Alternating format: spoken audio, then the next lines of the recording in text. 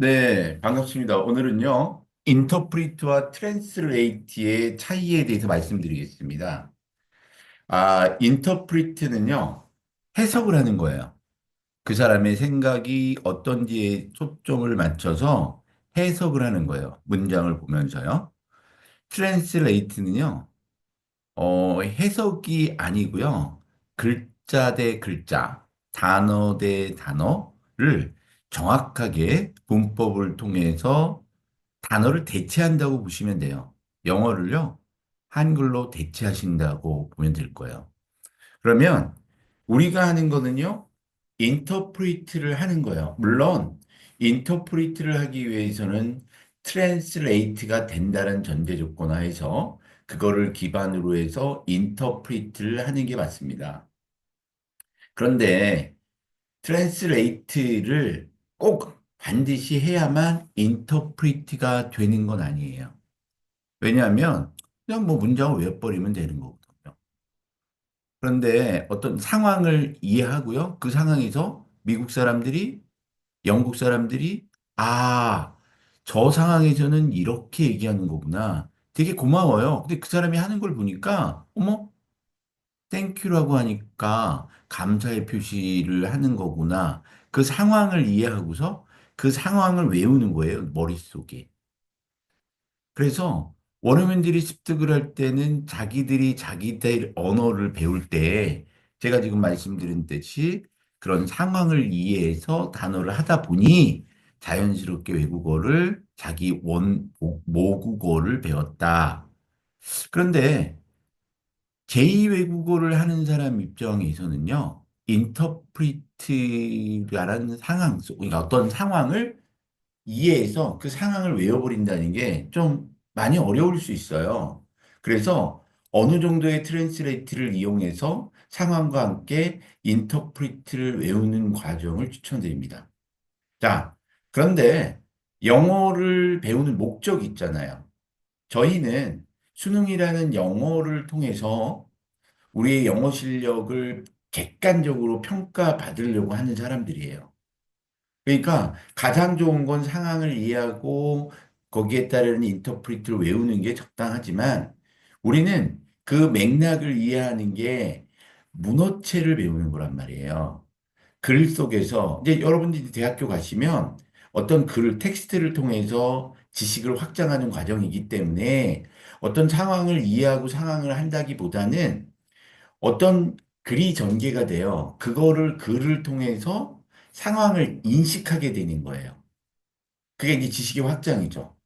이미 알고 있는 거라면 인터프리트로 하게 되겠지만 상황을 이해하지 못하는 경우에는 트랜스레이트를 통해서 상황을 객관적으로 논리적으로 이해해서 인터프리트를 해야 되는 게 맞아요. 그러니까 이제부터 여러분들은 인터프리트를 가지고 인터프리트를 이해하는 게 아니라 내가 모르는 상황을 트랜스레이트를 통해 가지고 인터프리트로 해석하셔야 되는 거예요. 아, 이 말이 이런 의미를 갖고 있구나. 그래서 사람들이 이렇게 말하는구나. 이런 깨달음의 순간들, 트랜스레이트를 통해서 깨달음을 갖고 그 깨달음이 왔을 때 우리는 그거를 인터프리트라고 정의를 내립니다. 그래서 제가 이렇게 설명을 드렸어요. 인터프리트는 해석이다. 트랜스레이트는 해석에 들어가기 전에 문법을 이용해서 단어 한 단어 한 단어의 정확한 의미를 통해서 상황을 이해하는, 문맥을 이해하는 것이다. 이렇게 말씀을 드리고요. 실증적 사례로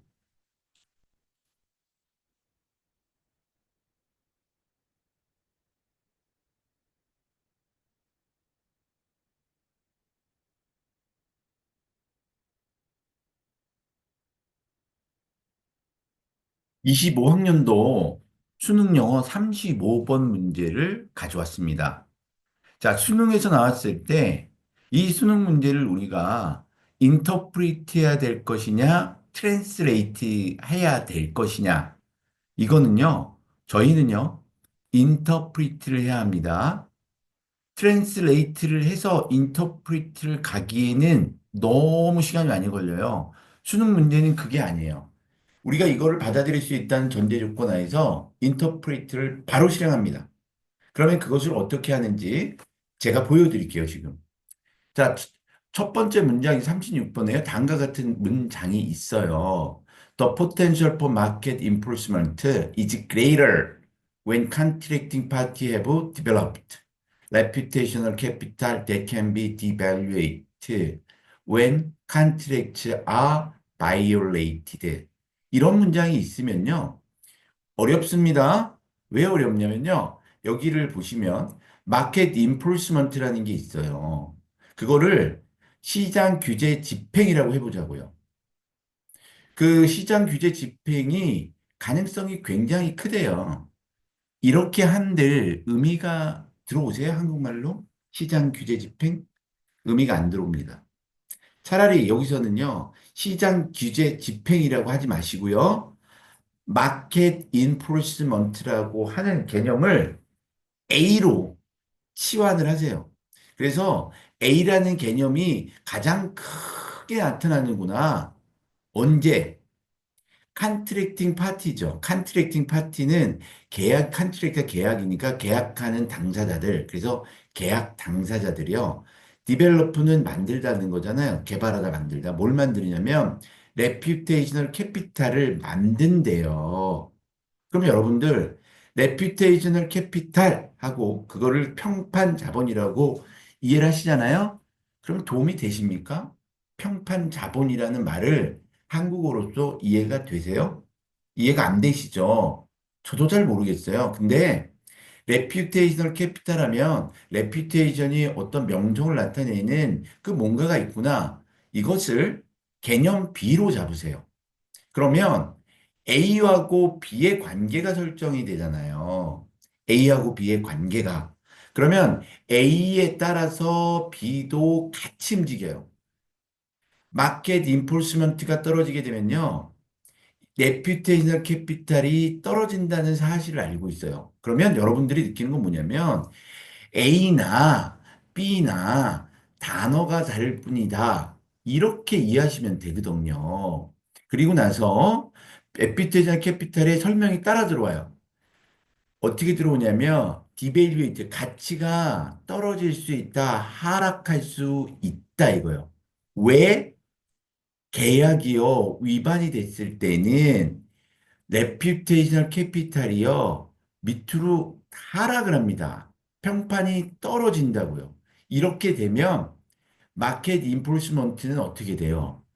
훨씬 더 크게 작동을 한다는 뜻이에요. 그러면 마켓 인포스먼트가 커지려면 레퓨테이셔널 캐피탈이 밑으로 하락을 해야 마켓 인포스먼트가 크게 나타날 수 있다.